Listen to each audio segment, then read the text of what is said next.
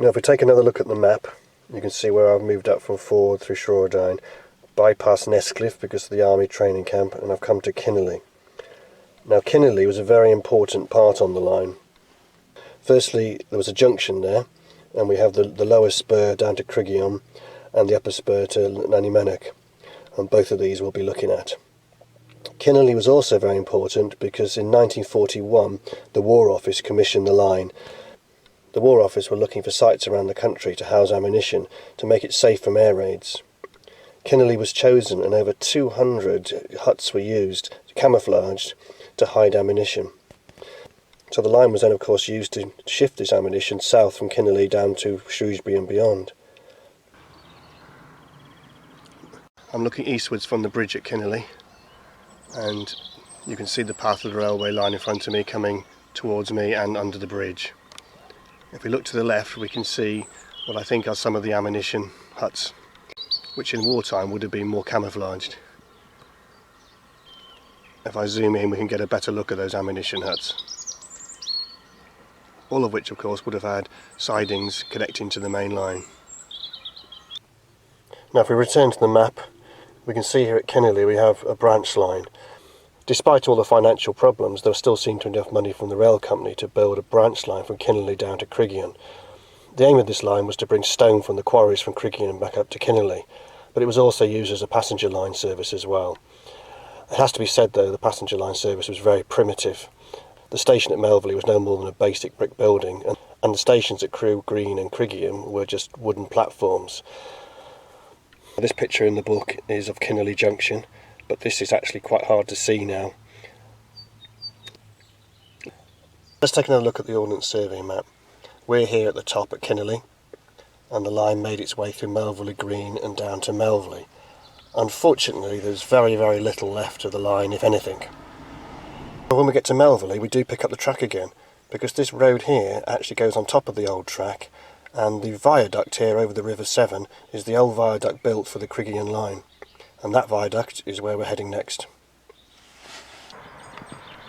And here it is, the magnificent viaduct at Melverley. Now this is not the original bridge. Originally a wooden viaduct was built across the river here, but even when it was new it was described as rickety by the locals. However, that didn't deter the locals from Melverley on the one side and Crewe Green on the other from walking across the bridge when trains weren't coming. Now, despite the early success of having this bridge and the line down to Criggion, the revenues didn't increase, and it didn't take long for the company to once again go bust. Now, this bridge was opened in 1871, but by 1877 the company had gone into receivership. By 1880 the condition of the track had become so poor that a 25-mile-an-hour speed limit was imposed right along this line. Later that year the line closed altogether. So by 1880 many people feared that the track had gone forever. However, the Oswestry-based Cambrian Railway Company bought a section of the line between Llanymynech and the quarries just to the north of there at Nantwar, and the line actually then reopened once again in 1886. Then in 1890 a new company called the Shropshire Railways took over the line between Llanymynech and Shrewsbury, relaying the track. Unfortunately, the cost of these line repairs ate up most of the new company's budget, and it went into receivership shortly after reopening the line. For the third time in its short history, the owners of the Potts line had gone bust, and it was another 17 years before trains ran along this line again. Unfortunately, the old wooden bridge here at Melverley then went into disrepair, and in 1902 it collapsed and fell into the river.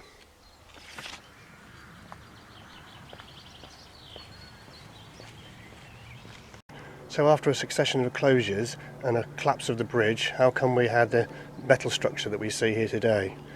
Well, at the turn of the century it was a case of cometh the man to rescue the railway.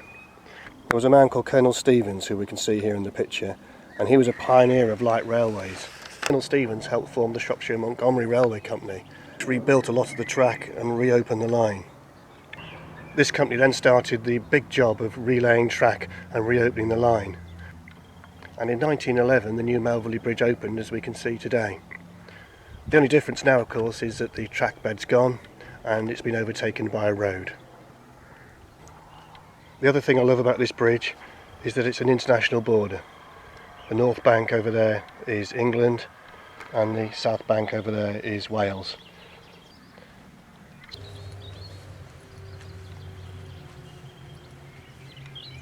One of the features of this time of Colonel Stevens was some of the bizarre trains that ended up on the line. Traffic remained low, hardly surprising given the fact that stations were miles from anywhere, but at least Stevens was able to keep the costs low with his collection of bizarre second-hand locomotives and carriages. This Colonel Stevens Gazelle was affectionately known as the Coffee Pot. Believed to be the smallest locomotive ever used on the railway network. But passengers didn't like it. It was incredibly loud as well as being slow, and in time many of the passengers refused to travel on it. Now the use of bizarre rail stock continued. Stevens even bought a double-decker tramcar, as you can see in this picture, cheap from London County Council. Originally meant to be drawn by a pair of horses, it was adapted to be used behind a gazelle by ripping out the top deck and the stairs. Now it was hoped that the tramcars would be more popular than the coffee pots. However, these tramcars proved just as unpopular as the coffee pots themselves. And here we can see a picture of the coffee pot pulling one of the tramcars. And you can see the wheels at the front, which is what passengers really complained about. These steel wheels on the tracks caused incredible noise, and passengers found it uncomfortable. And of course this just meant that passengers avoided using them as much as possible. We'll just come down about a quarter of a mile. We have the village of Criggion to the left, and Criggion station would have been located around this point. And here we can see Criggion station in an undated photograph, and you can see the old wooden platform which made up the station, hence the reason there's nothing left of it now. I mentioned earlier this line was mainly built for the stone quarries and for local passenger use, but there was also a wider passenger use because passengers used to come from Shrewsbury to come walking out here in the hills. For a short period of time there was a heyday of walkers that came out this way on the trains. Well, I've reached Criggion, and there's Criggion Church, and this was the end of the line of the railway, and the station was somewhere around this point, although there's no evidence of it now. If we look south we can see Breedon Hill on the left and the quarries just underneath, and the line would have extended there in order to transport the stone from those quarries. And you can see here the extensive quarrying that's taken place, and it's that stone that was transported on this line. But it's also the hill that brought those walkers from Shrewsbury and beyond down the Potts line to enjoy country walks such as the one up to the top of that hill. I'm now returning to Kinnerley to have a look at the last stretch of the line which went through Maesbrook and on to Llanymynech. Well, about half a mile south of Maesbrook, which is where Maesbrook station is, and you can have a look eastwards. This is where the station was, and this house here is called Station House. Now this picture in the book is that same scene during the Second World War when the line was used for ammunitions traffic.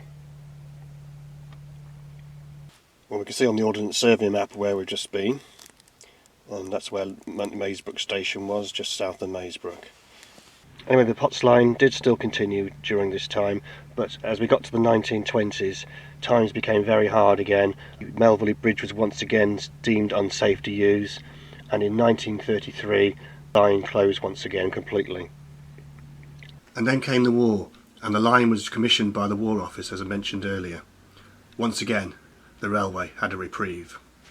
Now we're on the approach to Llanymynech here, and you can clearly see the path of the railway line coming from the east, and we can see the line going westwards towards Llanymynech in the distance.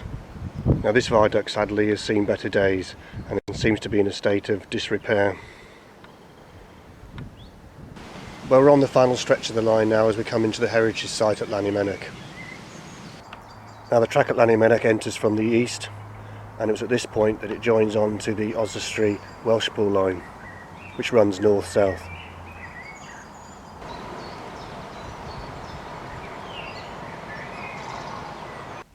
And here we can see Llanymynech station with one of the coffee pot trains.